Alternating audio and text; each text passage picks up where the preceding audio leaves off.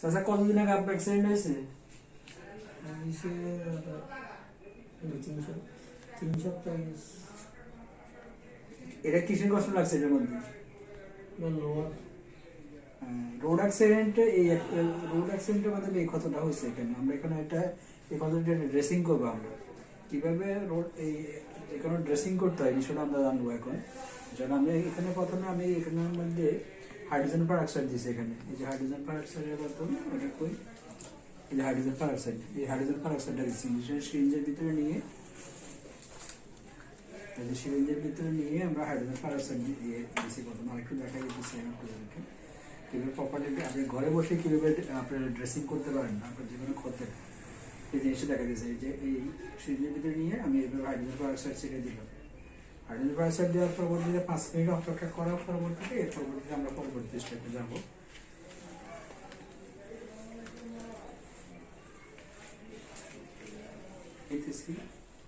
দেখেন অনেক দেরি ভদ্রলোক প্রায় কতদিন পরে আসছেন চাচা আপনি?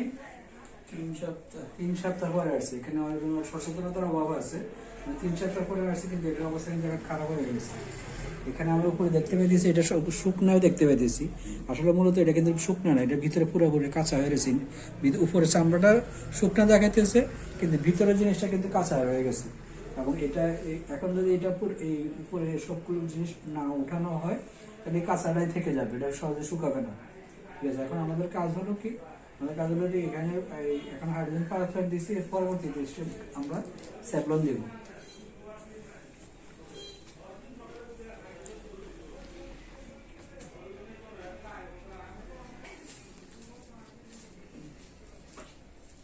এখানে স্যাভলন এর পরবর্তীতে হাইড্রোজেন পারঅক্সাইড দেওয়ার পরবর্তীতে আমরা এখানে স্যাভলন অথবা বায়োডিন দিয়ে পরবর্তী সেকেন্ড ইয়ে করবো।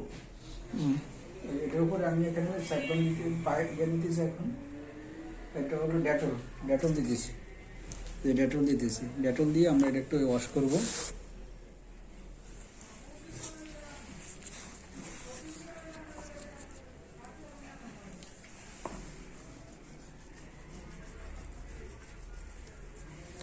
ডেটল দেওয়ার কারণ হচ্ছে এখানে যে শক্ত হয়ে আছে চামড়াগুলো, যে শক্ত হয়ে আছে, এই শক্ত চামড়াগুলো নরম করার জন্য। তাই এটা আমাদেরকে সহজ হবে বিষয়টা উঠাতে সহজ হবে। স্যাভলন দিয়ে আমরা একটা ইয়ে করতেছি, এটা ওয়াশ করতেছি। স্যাভলন দিয়ে উঠে যেতেছি। কিছুক্ষণ ইয়ে করলে ওটা আস্তে উঠে যাবে। এটা আমরা এখানে স্যাভলন দিয়ে আমরা এখানে এভাবে ওয়াশ করতেছি। স্যাভলন দিয়ে ভালোভাবে ওয়াশ করে এটা পরিষ্কার হয়ে যাবে এবং উপরে যে শুকনো চামড়াগুলো আছে, ময়লাগুলো আছে, এগুলো আস্তে আস্তে সরে যাবে।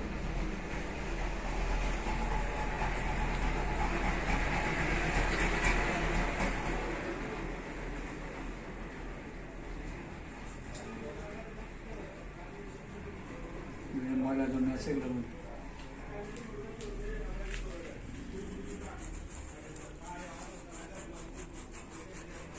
এই ভদ্রলোক মনে করছিল যে এটা শুকিয়ে গেছে। আসলে বিষয়ের অবস্থাটা কি দেখেন, এই যে ভিতরে এই যে উপরে এই ময়লাগুলো সরানোর পর দেখা যাইতেছে এই ভিতরে কাঁচা দেখা যাইতেছে। এটা কিন্তু শুকনা না। উপর থেকে মনে হয় যে শুকনা বা শুকিয়ে গেছে, আসলে বিষয়টা শুকায় নেই। এখানে ময়লা জমে এখানে একটা কাস্ট জমে গেছে, কাস্টেড হয়ে গেছে।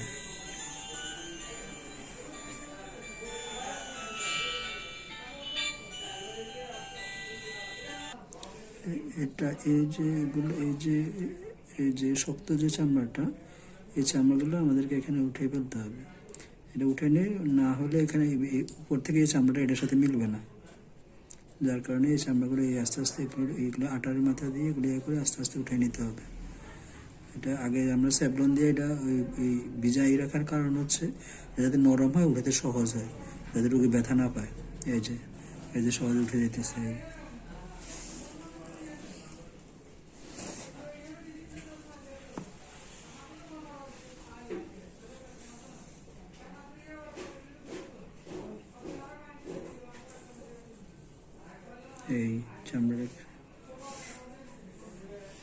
এই চামড়াগুলো যদি এরকম থাকে তাহলে এটা কখনোই এটা শুকাবে না। এটা উপর থেকে চামড়াটা নিচে চামড়াগুলো মিশতে পারবে না, এগুলোর কারণে শক্ত, এগুলোর কারণে। দেখছেন তো সব ময়লা জমে আছে আপনার এখানে ড্রেসিং না করার কারণে এটা এখন ঝামেলা বেঁধে গেছে। এই সাদা কাট করে দিয়ে বুঝিয়ে রাখতে হবে। হ্যাঁ।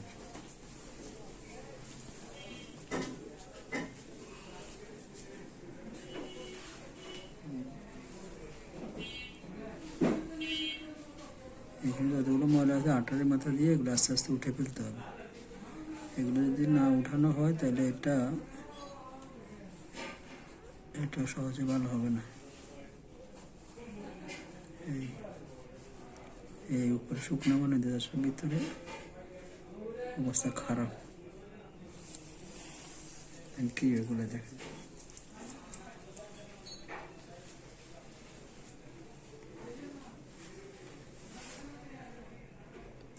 প্রথমত নিয়মিত নিজে গ্যাপ না দিয়ে যদি প্রথম 2-1 দিন পর পর ড্রেসিং করি তাহলে এই জিনিসগুলো জমতো না। এগুলো না জমে এখান থেকে মাংসের ড্রেনের সাথে এই অংশের চামড়াটা এই অংশের চামড়ার সাথে জল লেগে যেত। কিন্তু ড্রেসিং না করার কারণে এখানে পরের পর সেখানে ময়লা আবর্জনা এসে এখানে জমা হয়ে এটা এখানে আলাদা একটা তৈরি করে হয়েছে। অবস্ট্রাকশন তৈরি করে করেছে যে এগুলো এই অবস্ট্রাকশন না সরাই দিলে এই জায়গাটা কখনোই শুকাইতে বহু সময় লাগে যাবে এবং সে কষ্ট পাবে, দীর্ঘদিন কষ্ট পাবে।